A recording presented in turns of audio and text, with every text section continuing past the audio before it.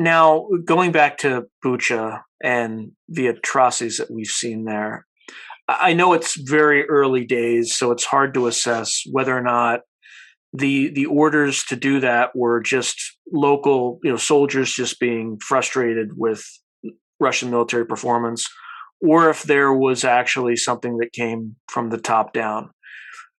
Given the Russian historical experience, how has that trended in the past? Is that something that sporadically happened at a grassroots level, or was it kind of more weighted toward this, kind of in Stalin's world with the NKVD kind of carrying out execution orders, things like that? I mean, it's a good question, and not an easy one to answer.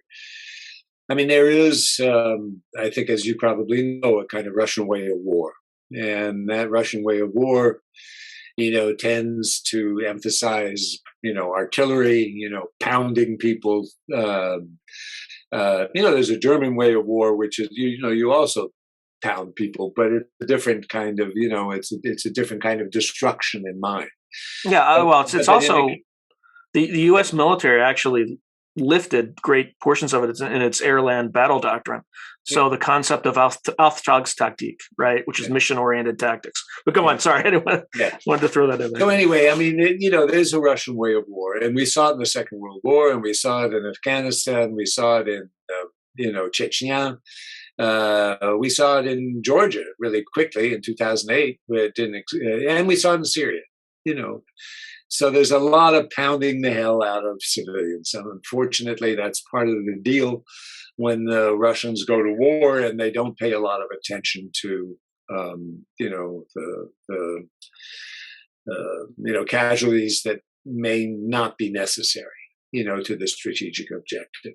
And that is just part of a kind of tradition of using artillery tanks, a certain kind of warfare that, characterizes their military in general, I think.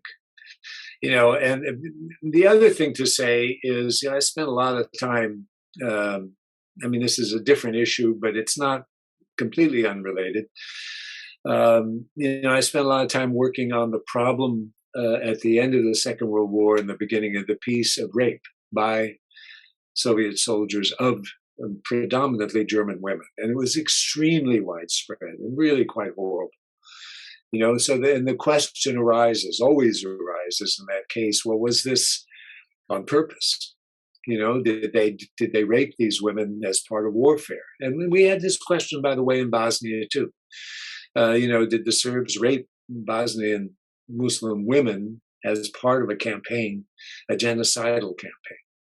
All these questions are a little bit different. So maybe I should leave the Yugoslav one out of it, or the Rwanda one out of it. But in the case of the Soviets after the Second World War, I'm more or less convinced that this was just something that was tolerated by the officers, but not ordered by them. And that it didn't come from the top, but the top wasn't going to deal with the issue at all. In fact, as Stalin would say, kind of dismissively to some people, well, boys will be boys, and these are soldiers of war, and this sort of thing will be this sort of thing is going to happen. Did he order it? No. Clearly, NKVD people were out there shooting people, who were seen as enemies.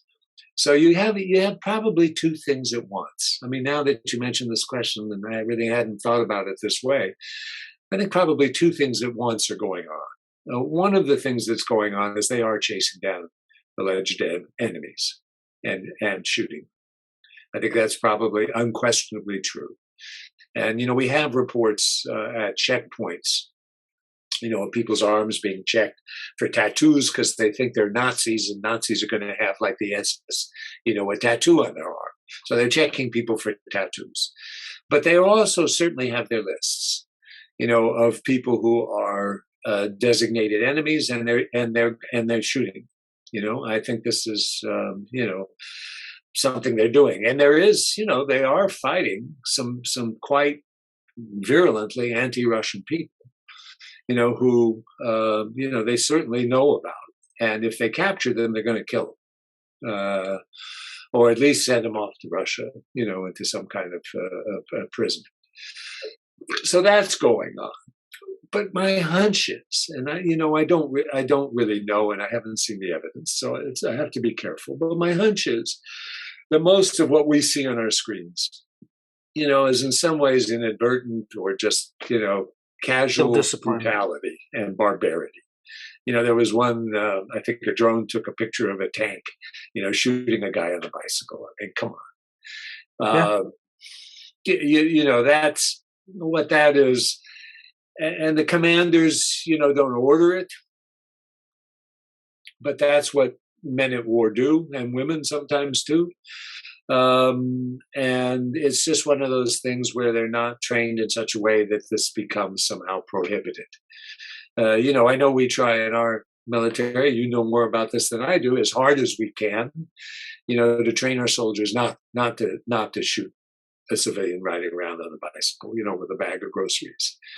I mean, the other thing to say, I mean, and I don't want to use the word to be fair, because there's nothing fair in this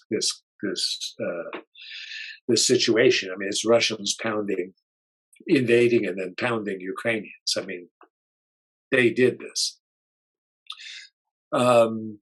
Ukrainians have said, we will fight to the last person. We will fight. Men, women, and children will fight. Old people will fight. All of us are going to fight.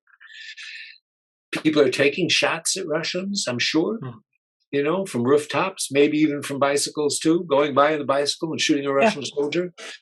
So for the Russian soldiers who may have seen a pal get shot, or who, may themselves have been shot at from a rooftop, or from some old woman who threw a Molotov cocktail at his tank, which is conceivable, right? I mean, the Ukrainians have called for, a war of the people against the Russian soldiers. For the Russian soldiers, this may be something that they just, are reacting to themselves, and just shooting people who are potential people who will shoot at them or who will throw Molotov cocktails at them.